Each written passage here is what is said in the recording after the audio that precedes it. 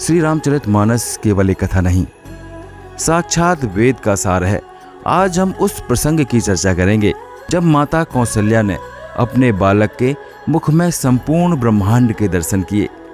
बालकांड में प्रसंग आता है कि माता कौशल्या ने बालक राम को स्नान कराकर श्रृंगार किया और अपने इष्ट देव की पूजा करने चली गई। पूजा की सामग्री सजाकर जब वे वापस आईं तो चकित रह गई। उन्होंने देखा कि बालक राम वहां भोजन कर रहे हैं जहां उन्होंने भोग लगाया था।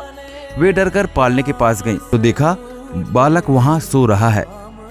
भ्रमित माता को देख प्रभु मंद मंद मुस्काए और उन्होंने माता को अपना विराट रूप दिखाया। रोम रोम प्रति लागे कोटि कोटि ब्रह्मांड, अगणित रवि शशि शिव चतुरानन, बहुगिरि सरित समुद्र सरकानन। माता ने देखा कि प्रभु के एक एक रोम में करोड़ों ब्रह्मांड स्थित हैं। अगणित सूर्य, चंद्रमा, ब्रह्मा और शिव वहां मौजूद थे। काल, कर्म, गुण और स्वभाव सब कुछ छोटे से बालक के भीतर समाया था। माता यह देखकर भयभीत हो गई और करबद्ध होकर स्तुति करने लगी। तब प्रभु ने पुनः अपनी माया समेटी और छोटे बालक बन गए। अब दूसरा प्रसंग हम आपको सुनाते हैं, महादेव का ज्योतिषी रूप। प्रभु की इस बाल लीला को देखने के लिए कैलाशपति शिव भी व्याकुल थे।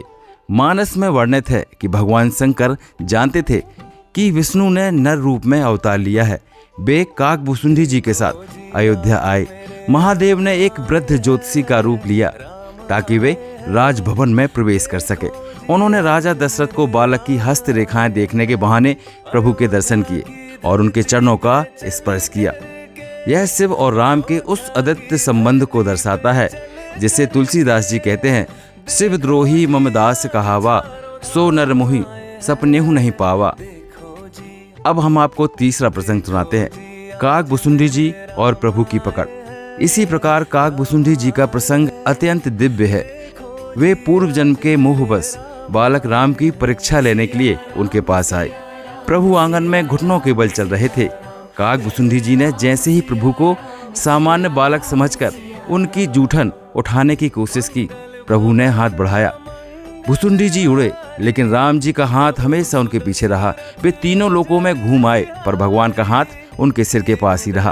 अंत में प्रभु ने उन्हें मुख के द्वारा अपने उदर पेट में प्रवेश दे दिया। वहां भुसुंडी जी ने वही अद्भुत दृश्य देखा जो माता कौशल्या ने देखा था, अनंत ब्रह्मांड।